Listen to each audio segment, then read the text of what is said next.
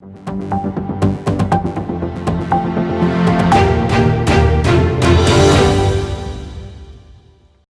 के संक्रमण के दोबारा बढ़ने के मद्देनजर गृह मंत्रालय ने सभी राज्यों और केंद्र शासित प्रदेशों के लिए नई गाइडलाइंस जारी की हैं। गाइडलाइंस में किसी गतिविधि पर नया प्रतिबंध नहीं लगाया गया है, केवल उनके लिए जारी एसओपी का कड़ाई से पालन करने को कहा गया है।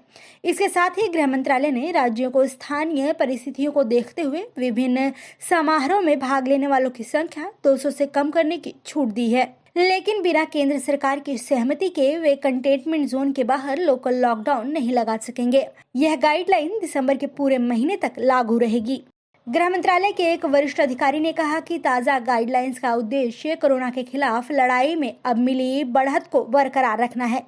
सर्दी और त्योहार के कारण कोरोना के संक्रमण में आए उभार को लेकर केवल सर्विलांस, कंटेनमेंट और सावधानी के बल पर ही रोका जा सकता है और इसके लिए स्वास्थ्य मंत्रालय की ओर से जारी एसओपी का कड़ाई से पालन जरूरी है। गृह मंत्रालय ने साफ कर दिया है कि स्वास्थ्य मंत्रालय के एसओपी में किसी प्रकार के उल्लंघन की स्थिति में स्थानीय जिला पुलिस और नगर निकाय प्रशासन को जिम्मेदार माना जाएगा।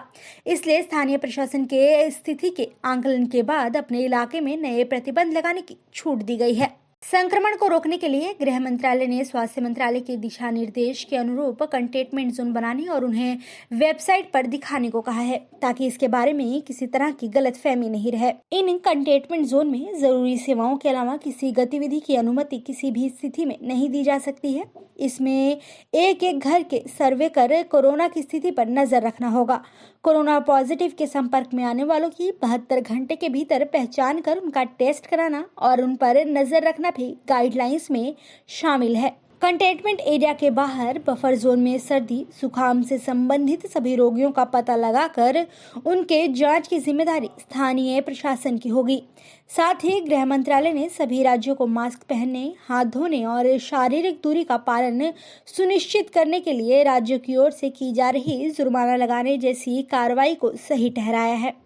लेकिन मार्केट, साप्ताहिक बाजारों, सार्वजनिक वाहनों में सामाजिक दूरी सुनिश्चित करने की जिम्मेदारी राज्य सरकार की होगी।